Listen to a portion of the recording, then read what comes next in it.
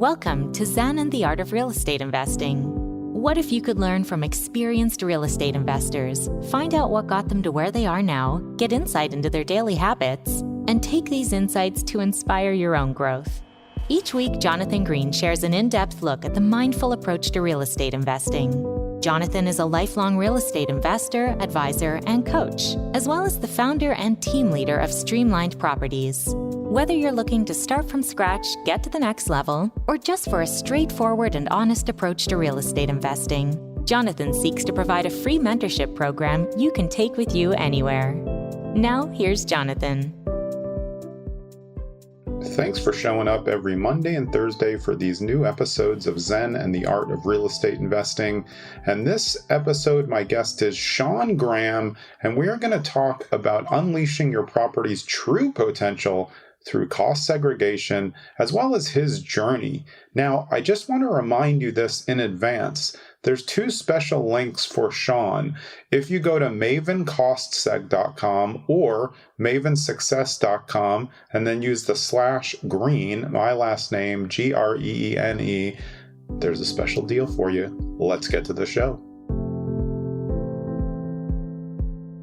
This is episode 196 of Zen and the Art of Real Estate Investing with my guest, Sean Graham. Sean is the founder of Maven Cost Seg. He's also a real estate investor and a registered CPA and the founder of Maven Equities. Sean, welcome to the show. Yeah, Jonathan, thanks for having me. Appreciate it. Yeah, I'm just excited to get a redhead on the show because you can't see it. Yours is more red than me because I'm older, but us redheads need to stick together. So I'm excited to talk tax with you, but also got to hit that right away. I'm trying to keep the color, you know? I got a little bit of white coming in on the beard, but yeah, we'll see. Well, I think I got some time. Consider that you're looking into a mirror of the future of what your beard will look like this color. There we go. That's so funny. Yeah, well, let's talk about your journey. Growing up, when was the first time that you remember thinking about real estate? Oh, man. So I would say, like seriously thinking about it was probably in grad school. You know, I obviously, like you when you're in college or you're in grad school, you're seeing the rent that you're paying. Like that's obvious. But I started looking at purchasing houses and how I could do it in an affordable way, right? Like very like low down payment, high leverage way. Yeah. Right after college, like right after I graduated or right after grad school, and I was going into my first job, and I'm trying to figure out how to do this. And I applied to. It was a program in Detroit actually. And I applied to it, and they said, hey, basically it's a very low down payment. You got this like great terms on this house, but the deal was you had to stay there, and you had to be your primary residence for like a super long time. For like 5 years, yeah, that's what NACA has. It's like 5 or 10 years or something. Yeah, and I wanted to buy it because my brother was in college there, and I could rent it to him and rent it to his friends and stuff. And I'm like, I don't want to live here like that long, right? And so I thought like I could probably get away with it, but ultimately I decided not to do it. And then a couple of years later, I figured out, the whole FHA route and house hacking route. And that was kind of my entrance into real estate. And that worked out very well because I ended up moving to Chicago anyways. And it all turned out for the better. But yeah, I would say like the mid-20s was when I started really seriously thinking about real estate. Yeah. Did you think because you were obviously financially inclined as you eventually became an accountant that you were really thinking like, hey, this is going to be a smart investment portal? Or was there something about real estate as a tangible asset that appealed to you as well? Yeah. It's kind of funny. Sometimes I wonder what is just genetic, like what is kind of like wired in your brain. So when I like looking back, I realized that much of the path I went down was the same path as my grandfather. And although the funny thing is like my grandfather, he's gone, but I never talked to him about this stuff. Yeah. But he went into accounting. He went into business. He was one of the first lenders in Michigan. He ran a bank, but he's one of the first lenders in Michigan to actually lend on self-storage. And this was a long time ago. I don't even know when this was. I think it was like in the 70s. Yeah. And he was a really sharp guy. He bought a mobile home park. He bought all these things. And I learned about all this later, right? Like after he was gone. But I kind of found myself doing the same things. I went into accounting. I've gone into, business. I've always been interested in like stocks and investing. And I don't know where that kind of stemmed from, because my parents weren't really, they did a little bit of investing here and there, but they weren't like big into real estate or anything like that. And so when I look back now, I'm like, wow, like I've done a lot of the exact same stuff. And funny enough, like I just learned not too long ago, I live like 3 miles from where he grew up too. And that's cool. I had no idea, like we boat on the same lake over here in Detroit that he did. And just, you end up doing a lot of the same stuff. So I'm like, I don't know, like maybe some of this is just, it's the way I'm wired a little bit. Yeah. And then of course it's like just learning and the education and self-improvement that kind of draws me to that stuff. That's pretty cool, though, because it really gives a heritage to what you're doing now, especially with your interest in syndicating on self-storage. It's like, oh, he really has a part of that. Because, I mean, who was even thinking of lending? No one even really knew what self-storage was in the 70s at all. Yeah, it was like something, I think the company was called like, I don't know, it was like your parents' attic or something like that. And eventually they got absorbed into one of the bigger players. But I think there still might be like 1 or 2 of those around. But he's like, okay, so people rent the units and they pay monthly and you just fill this thing up, and like looking at the cash flow, and apparently, he thought it was great. At least that's what, I was told. So yeah. Well, I mean, I've found, though, a lot of stories like that, and a lot of children or grandchildren of former investors are like, wait, no, my grandfather did he had like 7 rental properties, but no one called themselves. There was no internet. So like nobody really knew about all this stuff. My dad was an investor, and he dragged me to houses literally every single weekend. So I had no option to get out of it. Sure. But when they asked what my dad did, I said he was a lawyer, because that's what he was. But he really could care less about the law. All he did was invest. That's so it's like now people would switch it and be like, oh, well, yeah, sure. I'm also an accountant, but like I really like real estate because it's kind of flashier, out in the interwebs. Yep, totally agree. So it's just kind of funny the way the world works. Yeah. So your first buy was a house hack? Yes, I did that a couple times. I house hacked in Chicago, did the FHA loan. I even negotiated seller's credit, which went towards my down payment. So the FHA loan's like 3.5% down, right? So yeah, I think I ended up putting $10,000 down on a $400,000 triplex and living in one unit, and fixed it up. Rents increased. The market kind of pushed it up too. It wasn't all me. There's another comp that sold nearby for $500,000. So after a year, I refinanced into a traditional loan. Stayed there for another year, then did an FHA again, and did another triplex. So I've done that a few times.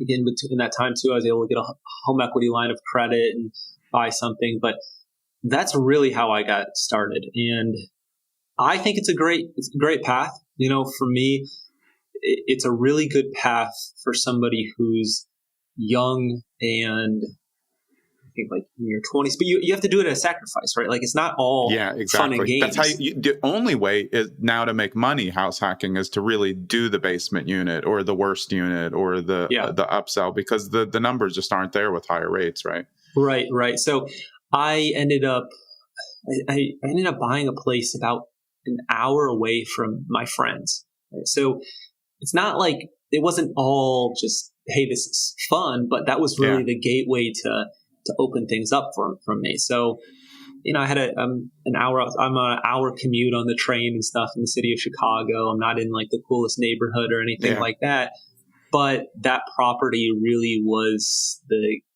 entrance for me to get into real estate full time. And it worked well. I was, cash flowing very well. I think I was getting about $5,000 like rental value by the time I sold it. It was around $5,000 a month, or maybe higher than that. And after a few years, the value really went up, and I think I was able to sell it for $600,000. So that was a pretty good shift. And I think it would have been good holding on to it or selling it. Either way, it was just one of those things where it's like, okay, I could reallocate this capital. And from there, I kind of went down the self-storage route. But I house hacked 3 times and got a HELOC in there as well to do like a long distance one. So When you first got started and got your first house hack, how did you know what you were doing? Like, had you found bigger pockets, or were you just doing research, reading books, Rich Dad Poor Dad? Like, what was the impetus for you to know you could do it? Obviously, like, you were financially aware, but Yeah. where did you get the real estate knowledge that like kind of made it okay for you to take action the first time? Yeah, it was totally bigger pockets. I think the first time was, I think I read, Rich Dad Poor Dad. And then, which is more of a business book, truly, than a real estate book. It's more of like an aha moment. The light bulb pops, and then it's like, now I need some more to really figure out how to do it. Yeah. And so he talks about, like, most of his examples are real estate, though, in terms of what you can do. And I read Cash Flow Quadrant, and that was really good. And so then a friend of mine said, like, hey, you should like check out Bigger Pockets. And I listened to a couple podcast episodes, and the time it was Brandon Turner and Josh Dorkin doing those, and they were really old school. Yeah, really good. And I learned about from that. That's how I learned about the FHA loan and house hacking. And I'm like, this is great. So once you had the knowledge, I think it took me once I figured out that route, I was like, okay, this is what I'm doing. That was probably January. And then by the following September, I had a place like that I actually closed on. Yeah. So it worked well. It's funny. A couple of years ago, I was in Banff, Canada, and I was just out in the woods. I was on a trail, a hike, and I saw Josh Dorkin. Like, he's the founder of Bigger Pockets, right? I saw him just walking the other way, and I was just like completely shocked. I was just like, "Are you Joshua Dorkin?" And he's like, "What?" Because we're in the middle of nowhere, Canada. Like, hey, we're on a trail, man. Yeah, and he's been out of it for a while, Yeah, and then I realized, like, I kind of like startled him a little bit because he just wasn't, probably wasn't expecting it. But I just like shook his hand. I was like, hey, thanks. Like, you changed my life in a lot of ways, and he did. He really did. I think the Bigger Pockets community was able to do that and like open up a lot of opportunities that I didn't realize were there at the time. Now, who knows? I probably would have figured them out some way or another down the road, but that's how I got started. Yeah. And I mean, if you look at the scale of you listening to that podcast and us recording this podcast now with you as, an expert in cost seg and tax, like, this is a great way to get information to people in their own time. That's what I loved when I started listening to Bigger Pockets and just podcasts in general. It's like I'm driving in my car. Wait, like that nugget might actually change my life. I'm just driving in the car. And that's what I think is crazy. Right. Like, you could say something later about cost seg, which someone doesn't realize how much money they're losing, which of course we're going to talk about. It could literally change their economic trajectory just from hearing something like on a train. That's pretty awesome. Completely. Yep. I totally agree. That's the way it works. You never know. I don't know what leads to one thing, it's kind of, I think we go down these paths where it's like, hey, this is exactly what I'm going to do, and this is my intention. But sometimes I think the goals are met in an unexpected way. Like, you go down one path of, for example, I went into self-storage. And so I was buying self-storage facilities, and I still own self-storage facilities, but I wanted to start wholesaling self-storage facilities. And it didn't, it just wasn't working out the way that I wanted to. And I thought I was going to, that was the line, but really, that just, it introduced me to other things that eventually led to other businesses, and which led into the cost segregation company eventually. But had I not gone down that route, I'm not sure if that would have happened. So it's just kind of funny how you think you have a plan, and then that plan maybe leads into something else. And so maybe you attain the same goals, like financially, but it's in a different way that you didn't expect. Yeah, but I think it's smart, though, to choose something, go down the rabbit hole, and then decide, hey, people get that weird thing. Oh, I spent a year thinking I was going to do multifamily. Now I realize I don't want to be a landlord. So now I want to get into self-storage. You still learned a lot that you can take with you to self-storage. You're just going to pivot the knowledge a little bit. That's what I think, you were saying is so important. And I really agree, because I see people having trouble choosing because there's so many shiny objects. So they can't choose. So they try to learn all of them. And then it's 5 years later, they still haven't made a choice because they all look kind of awesome. Like you said, it doesn't have to be your, well, I look at it like residential homes, like you started with house hacking. People have this idea that you're going to have like a forever home. And I'm like, why? A home is just an investment that you can trade for a better home or a downsize home. Like you don't need to keep it forever, just like you don't need to stay with, self-storage or, oh, I decide I'm going to wholesale self-storage, so I'm just going to do it, ride or die. It's like, no, you figured out like, hey, was it that there wasn't like enough active buyers for wholesale self-storage because of the scale of it? I don't want to say that necessarily, because people are doing it and they're still doing it now and they're doing it successfully. And I've worked with several people who are very successful at it. But I just, it's tough. It's competitive. It's very competitive. Yeah. And you have to find the deals. And so like the deals that I ended up finding that I really liked, I ended up, making offers on to purchase myself. Yeah. And then it's kind of, everything's a business. It's like you hear about people who are wholesaling and they're making millions of dollars wholesaling. But on the other side of that, like they're putting in a lot of time and energy and money, financial resources to make that happen. Like they have large teams. They never publish their margins. Yeah. Yeah, exactly. It's the margin. So like revenue's one side, but then the margins are another side. And so I didn't like what I was spending a lot of time searching for deals that it didn't seem like that was the route that I should continue to go down because of the end margins. I mean, you have to invest a lot. And so I think you can be successful at anything in terms of real estate. Like if that's the route like I really chose and wanted to go down, I'm sure I could find success doing it. And it's the same thing with like, hey, pick a path, right? Like I think there's a lot to be said for choosing a real estate path. So mine was self-storage, not necessarily self-storage wholesaling, but it was within self-storage. And a lot of my business still comes within the self-storage world. And that's one way, right?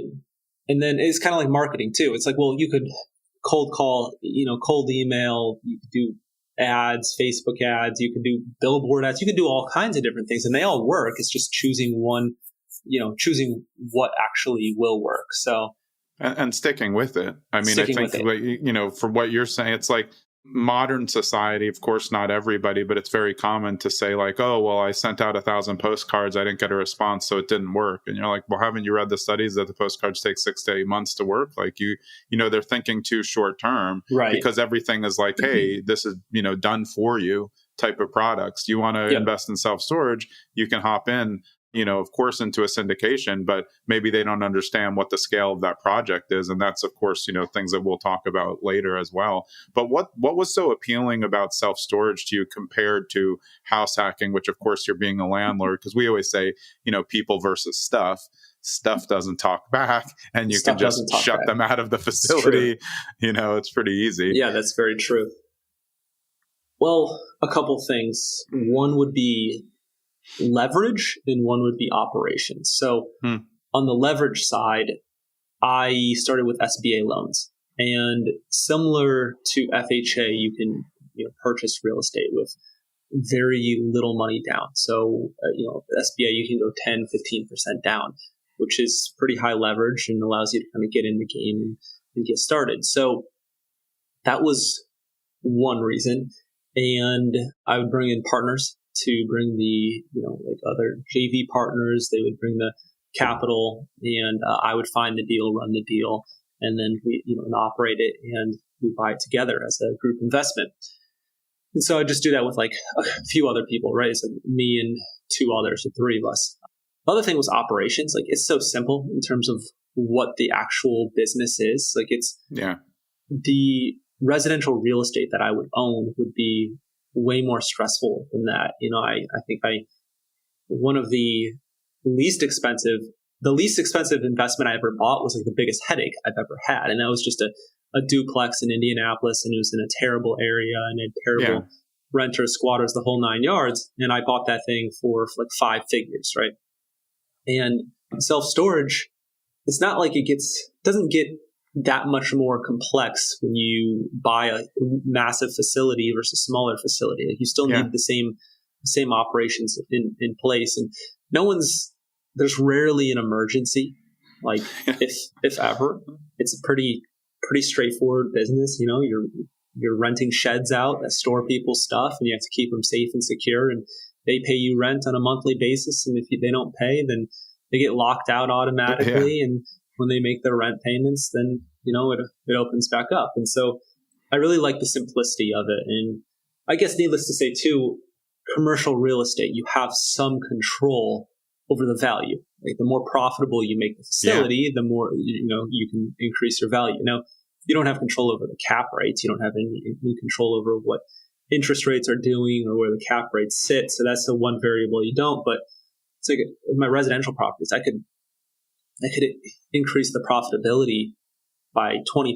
It didn't mean the value of the property was going up by 20% or anything like that. It was still just the neighbor could sell his, and the profit could be a lot less. Mine is going to be worth the same as his. So I like the operational control and what you can do with it. And there's always some like if you find the right deal, there's some low hanging fruit in terms of management or rental rates, or maybe saying like the way the phone's answered, things like that.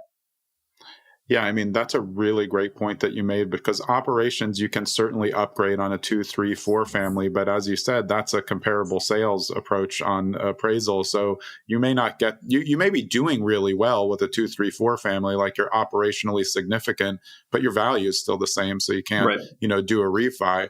Whereas the whole, the smart ideas for self-storage is, of course, buy from a mom and pop whose books weren't that good. They don't really care about the rents. They're taking cash run, upgrade the facilities a little bit. But again, it's usually a metal box that's generally fireproof with sprinklers and has one bathroom. So your chance of disaster is slim. And most people no one's ever there.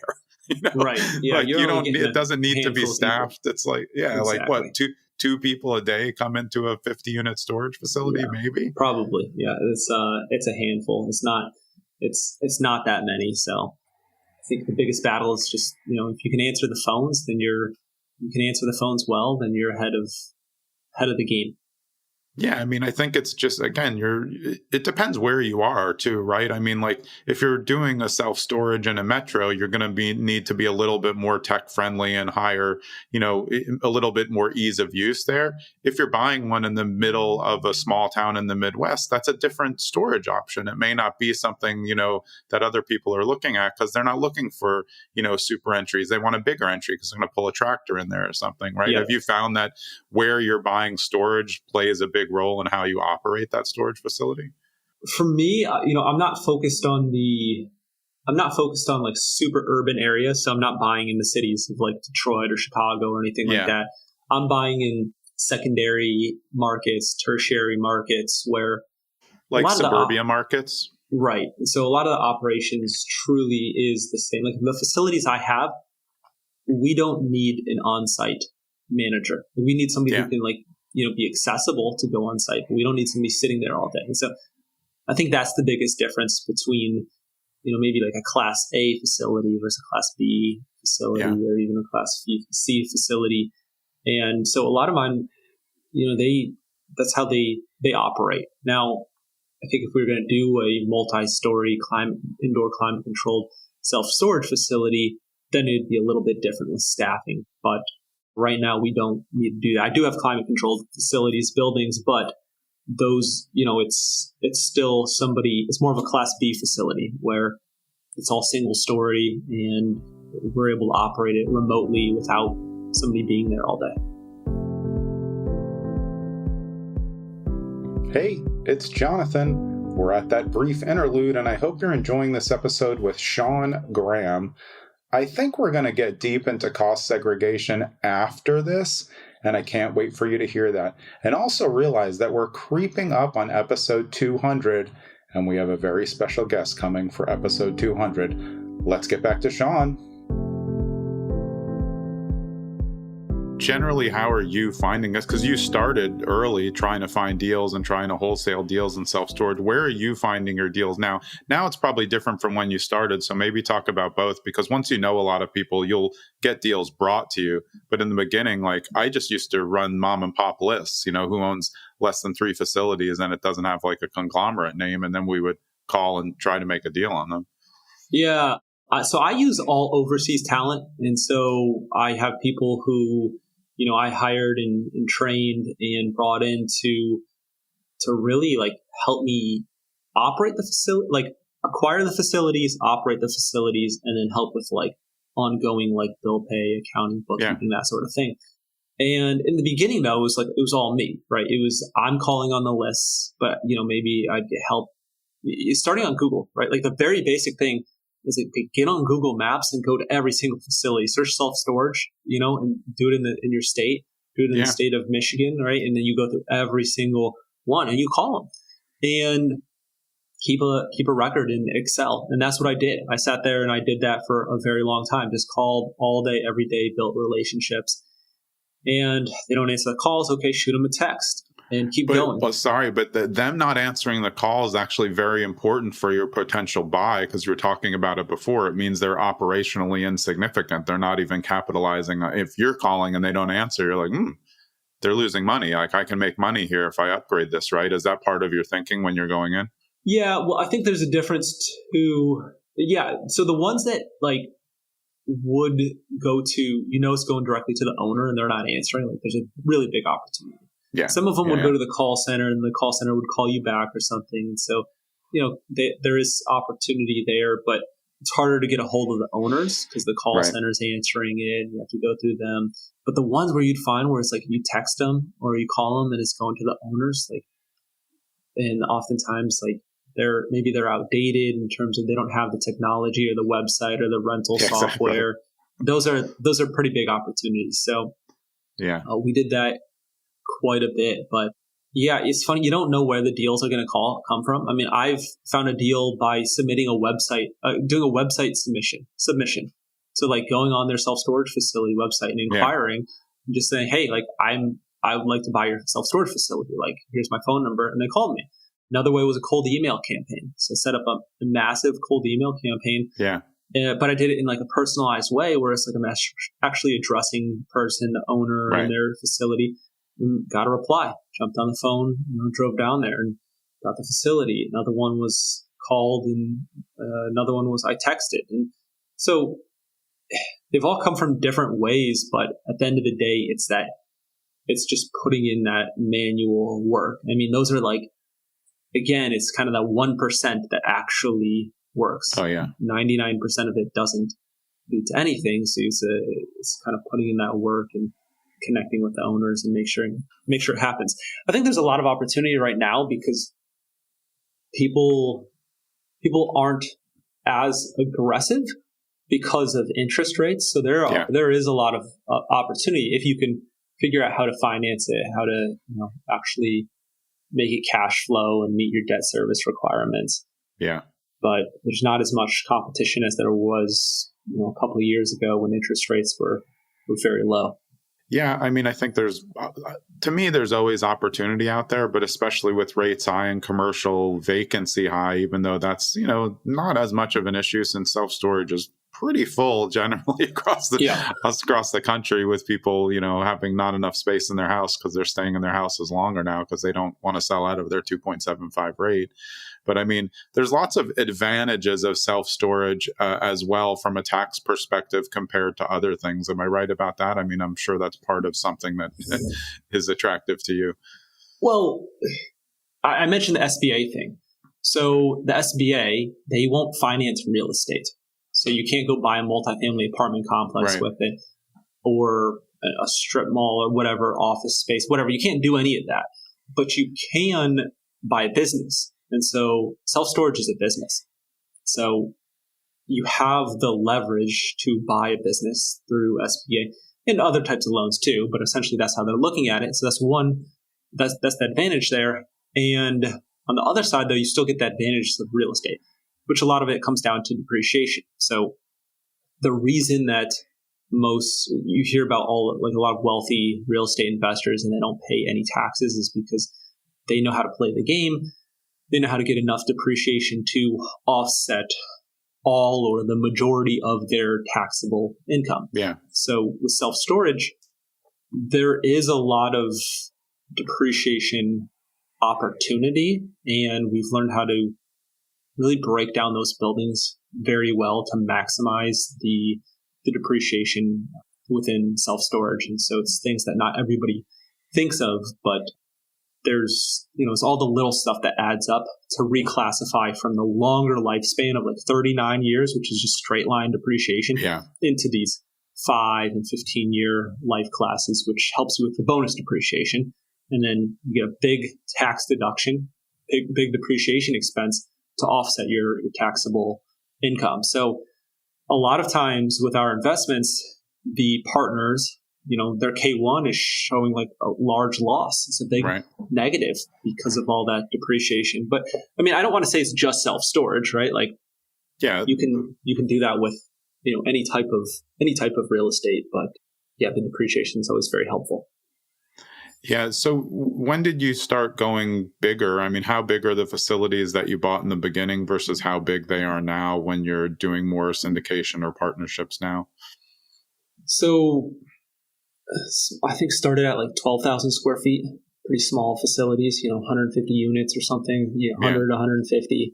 And then latest one was, we built total is 75,000 with outdoor parking too, including the parking spaces, but multiple climate controlled buildings, and that's a syndication. But a lot bigger, and it's not more complex. You just need different partners. I can't it's at the time of doing that, I wasn't able to do that all by myself.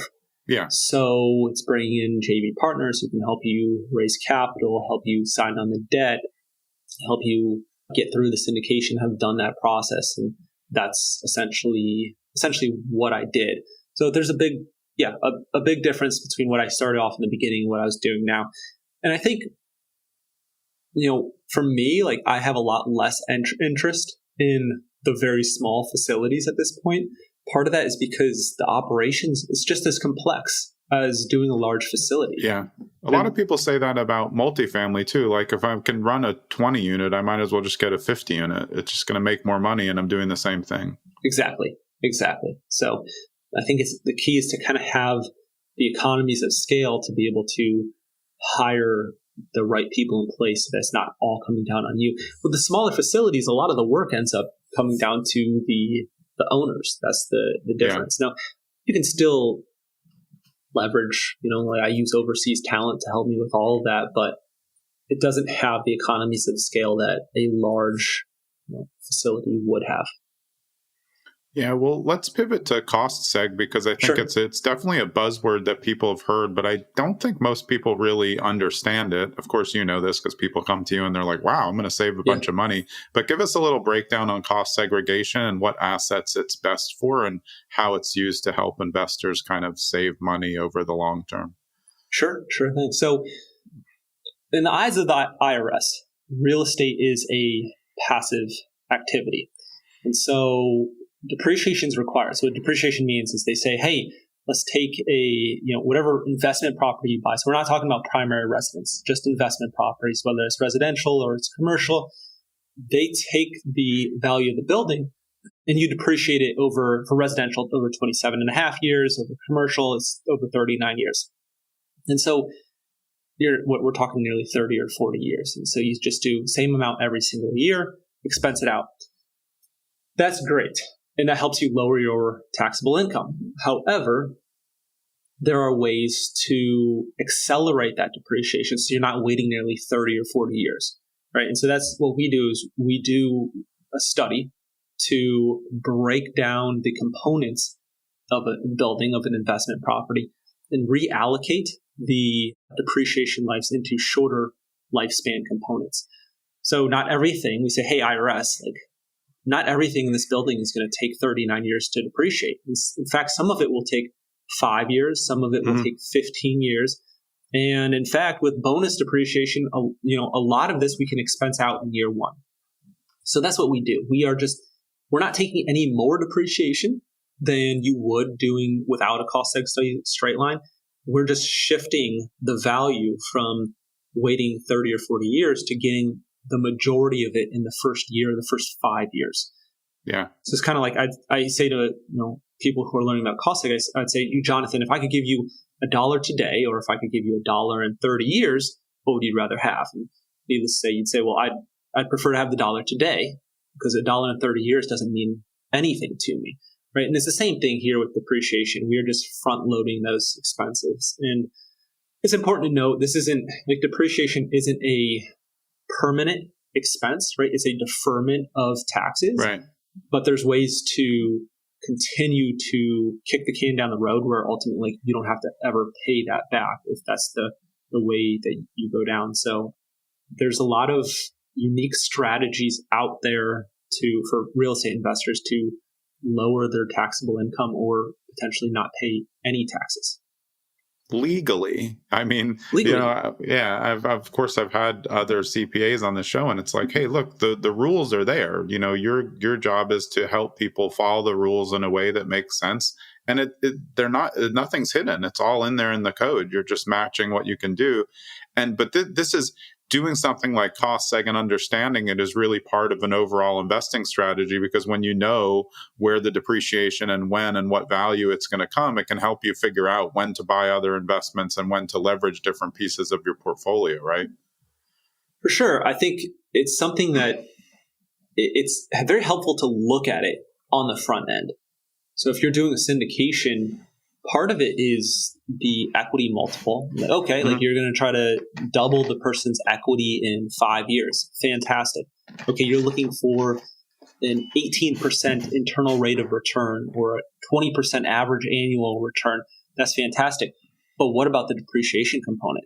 Because a lot of times, for the money that is being put in, they can get a lot of that back in depreciation losses, which then goes, can pass down to the investors or the partners in the deal. So tax is a big strategy. I think, if you're not in real estate or you're just kind of coming out of school or college, most of the focus is just on your salary, right? Mm-hmm.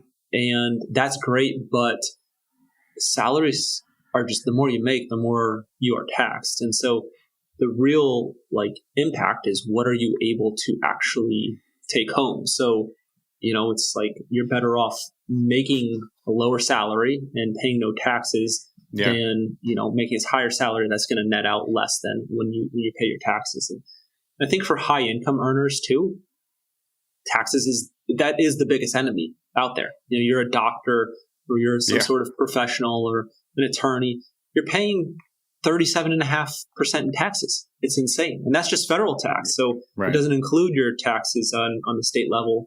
And if people can learn how to take advantage of the real estate laws and opportunities, which, like you said, it's not like, okay, you're doing anything shady. Like these are the rules. And the rules are put in place to incentivize people to invest in the economy, invest in housing, invest in real estate, because that's the backbone of the U.S. economy is real estate.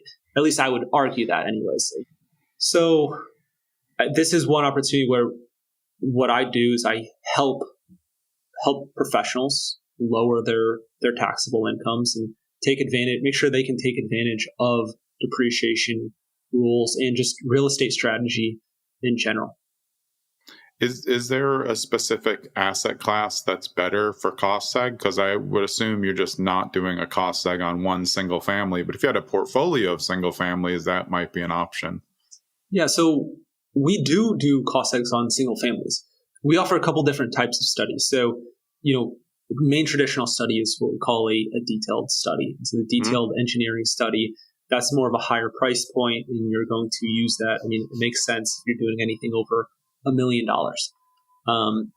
We also offer a lower price study, a modeling study is what we call it. And it's still an engineering study, and we're still going through all the components in the building. It's good for like a single family home, but it's kind of the 80-20 approach where it's like, it's 20% of the cost, you're getting 80% of the value. So we're focused more on like the big ticket items. We have have it pretty streamlined, have it templates built out so that we can capture it. And if you have a super complex property, maybe you have an Airbnb with a nice tennis, or maybe you have a tennis court, but maybe it's a swimming pool or a big deck out back, all these things, a lot of furniture. Like those, the more complex you get, the more you're going to get, you want to go towards that detailed study because that's where you're going to take advantage of it the most. But because then, as you said before, you can depreciate things on different timelines for tax advantages. Right.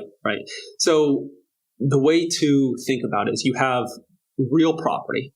That's the highest lifespan. So 27 and a half years for residential or 39 years.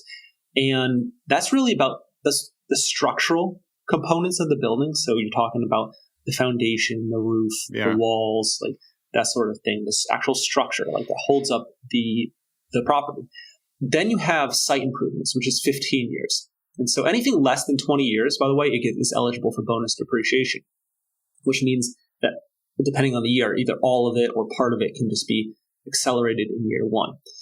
So site improvements, that's the 15-year life. Those are the things outside that you might not think of normally, but like the driveway or the pavement or the parking lot or the, maybe there's a shed or the fencing or lighting, things like that outside. So that's 15-year life. And then the 5-year life, those are more non-structural components that can be accelerated. So it could be things like kitchen cabinets or, maybe it's certain types of lighting or ceiling fans, things like that we can really accelerate. Maybe it's carpet that can easily be removed, but it's things that they're not in the eyes of the IRS, right? They're not permanent or structural component. They're non-structural. Right. So we help break all of that down. And it's just, a lot of, you just need to put in the work and the experience to know what goes into what asset class. But the more complex the property is, the more components we will have to pull out and accelerate. So a big warehouse, right, that's empty, that might not have anything in it. If it has like equipment and stuff that comes with it, then we can accelerate that. That's like 7-year life. But if it's just a big empty shed, well, there's not a whole lot to accelerate the depreciation on. Like maybe there's a parking lot outside or street light or, parking lot lights, things like that. But the majority of it, the actual building will go to that 39-year life. Whereas maybe a short-term rental, there's all sorts of things. There's furniture, or maybe there's... now there's literally everything in a short-term rental. It's like an amusement park. Exactly. So that's kind of the way to think about it. And I don't know, there's something that really helps, I think, some real estate professionals, not real estate professionals, I should say, some business professionals are very big into short-term rentals right now. So the cool thing about short-term rentals is if you qualify, meaning you materially participate in the short-term rental and you rent it for an average rental period of 7 days or less, then the IRS looks at the short-term rental as an active business. Right. So the IRS traditionally looks at real estate as passive. But here, if you're turning it over constantly, you are doing the majority of the work. And there's different material participation rules, but then it's considered an active business. So all of a sudden, the depreciation becomes active as well. So you have these active losses. And those active losses can be used to offset other types of income as well, like W-2 income. So you'll see a lot of like doctors or high income earners, they will use short-term rentals because of, one, is a good investment, but also because there's a lot of depreciation benefits for tax purposes. Yeah, that makes sense, because then also if you're getting those huge benefits to get your taxes down, then you can really go big. There's really only two ways to do short-term rentals now. You either like go big with the table stakes plus and have everything, or you're focused on a different avatar in a different area. But generally, if you're doing that and you want to get the biggest potential for cost seg and depreciation, you can really go crazy, pool, back house, whatever you have back there, all the amenities, because those are, like you said, other options that you can depreciate over time. And then it gives them a kind of diversification inside that asset that can help them over the years in a lot of different ways. Yep. Totally agree with you. Yeah, I guess that it does make sense. Because I think there's more inexperienced operators getting into short-term rentals over the past few years, of course, because it looked super shiny, everybody liked it. But if you look at it from a tax perspective, it provides a unique opportunity compared to other assets. So that does make a little bit more sense why people are hopping into it. If they, they don't have time, they're just going to get it all managed for them. Right. I think the other one to think about too is the real estate professional status. So if you're in real estate full time, or you spend more time in real estate than anything else, meaning like you can't have a full-time W-2 job. You can have a part-time W-2 job, but you need to be in real estate more than that. And so you have to meet the requirements for being a real estate professional. But then the IRS looks at what you are doing as active and no longer passive, right? So you could have one spouse who qualifies for real estate professional status, right? And that allows the depreciation losses, or just the losses in general. It's not even just depreciation, but allows the losses to offset the other spouse's active income or W-2 income. So the IRS looks at income as, the three main buckets, I'll say, would be you have passive income like real estate, you have active income like earned wages, W-2, that sort of thing. Then you have portfolio income like stocks, bonds, that sort of thing. And so the portfolio income, depreciation doesn't help with that, but it can help to a certain amount, like very little. I think maybe offset like $3,000 in gains. Nothing noteworthy though. But the passive losses, that's where the key is to try to take advantage of that to get that to offset the active income, because it phases out pretty quickly. Otherwise, like you're not a real estate professional, it's not a short-term rental. I think it phases out starts around $100,000 and ends at $150,000. So if you're making more than that, then those extra losses don't really offset that. But people use depreciation in sale years too, meaning like, hey, I have this big capital gains because I have a rental property over here. Yeah. I have a lot of capital gains. I don't want to pay taxes on these capital gains. So then on another rental property, they'll get depreciation. They'll get a cost segregation study done, get all that extra depreciation to create these depreciation losses, which will help offset the capital gains, because the capital gains on a long-term buy and hold or a rental property, passive rental property or investment property is considered a passive gain. The capital gains are passive too. So the depreciation from another property, that's also passive, those losses, and it can offset the capital gains. Yeah. Awesome. As we start to wrap this up, just give us a little bit on why is it so important we've really told them, but my dad was a tax attorney. He was an attorney for the IRS. So he was really good at this. I suck. I'm like the worst. And every year I get a little better and then a little worse. But how important is it for real estate investors to have that type of relationship with a tax professional as they're growing? Because as we've already laid out, like you can curate things in so many different ways if you understand where you can do things with your taxes and depreciation and with cost seg. So how important is it for them to find that type of relationship as they build, not after they've already built it? Because then you're losing money like me all the time.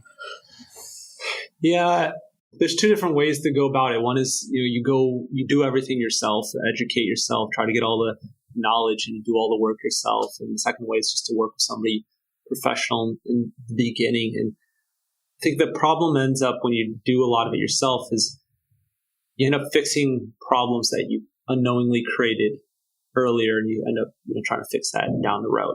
So I've done that myself, where it's like, okay, wasn't working with the right person, because I'm a CPA in the state of Michigan, but I don't have a full tax practice. Like I'll work with your CPA and I do the depreciation parts. The CPAs typically, they're not doing cost segregation, right? They work with a third party to do cost segregation. So the advantage I have is understanding tax law, real estate laws, and being able to strategize and take advantage of the cost segregation. And I can work with your CPA, but I think if you can afford it, it's good, even if you just have a one single investment property, right? To work with a CPA who knows and understands real estate.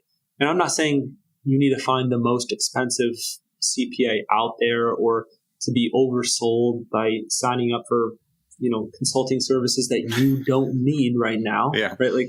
But just to have somebody smart who they work with, maybe they own real estate themselves, or maybe they just have, real estate clients and they get it. So I think to me, that's really important. And some people say like, oh, well, CPA is a CPA and they all know, all of the rules. And that's just frankly not true. It's insane. That's like saying an attorney's an attorney, and then everyone's like, oh, well, they'll just do the closing. They're like, well, they're going to be in court all the time because they're also doing traffic tickets. Like, that's a terrible idea. Right. So I think it's good. And I'm happy to talk to anybody too, in terms of like, working with anyone to help them understand the depreciation, or if they want to take advantage of it. We do estimates. So we'll do a free estimate on your property to show you what it would look like. So if you give me the address, the purchase price, the pictures, the date you started renting the property, then we can put together an estimate and show you like, hey, look, these are the depreciation losses, and this is what it would look like for you. Yeah. And at your tax rate, these are the potential amount of taxes that you'd be offsetting. Yeah. Awesome. And so you said there is a way for people to speak to you about it. Is the best place for people to get in touch with you at mavencostseg.com? Yes. And I put in a URL for your listeners. Just, if anybody's listening and they want to take advantage. Yes, we have a / coming up. Tell them what it is. Yep. So /green, GREENE, as in your last name, Jonathan Green. So if you go to mavencostseg.com /green with an E at the end of it, then I'll put up a discount there for any listeners, and happy to chat with anyone. So if you submit something there, then we'll get something set up on my calendar to chat, or you can just gather your property information and start giving you an estimate. And is that the best place overall to get in touch with you, through Maven Cost Seg? Yes. So you can email me, Sean, SEAN, at mavencostseg.com. So that'll work too. If you need, you have any questions, you want to do anything directly, just drop me an email, and we'll go from there. Awesome, man. Well, I really appreciate you. Probably save people money just by hearing this episode. It's why it's so important for people. This is like always me just giving myself advice, like focus better. And I'm on the upswing now. I'm doing better. But over the years, you found like this is just something that investors forget about until it's like a little bit too late. And then they come to you with this pile of stuff. Hey, can you figure it out? And you can, especially with Cost Seg. There's a way to figure it out, so at least they don't have to stay in the dark forever. Yeah, it's one of those, you don't need to let the tail wag the dog, but it's a key component of real estate investing that is baked into the tax code for a reason, and something that you should take advantage of if it's going to be of advantage to you. Awesome. Well, I really appreciate it. Thanks for spending the time, and I look forward to staying in touch with you. All right, Jonathan. Thanks for having me on. I appreciate it. All right. That was Sean Graham. He's the founder of Maven Cost Seg. And remember, you can find that link at mavencostseg.com /green, GREENE. That's me. And Sean will hook up with you there. Thanks again. I'm Jonathan Green. We'll see you next episode. Thanks for sticking around to the end so you can get a free preview of the next episode of Zen and the Art of Real Estate Investing. Next episode, my guest is Michael Drew of Real Estate Done For You. We're talking safe, cash-flowing, rehabbed, and rented investment properties. He wants you to be a passive investor, not a landlord. It's a done-for-you solution. See you next episode with Michael Drew.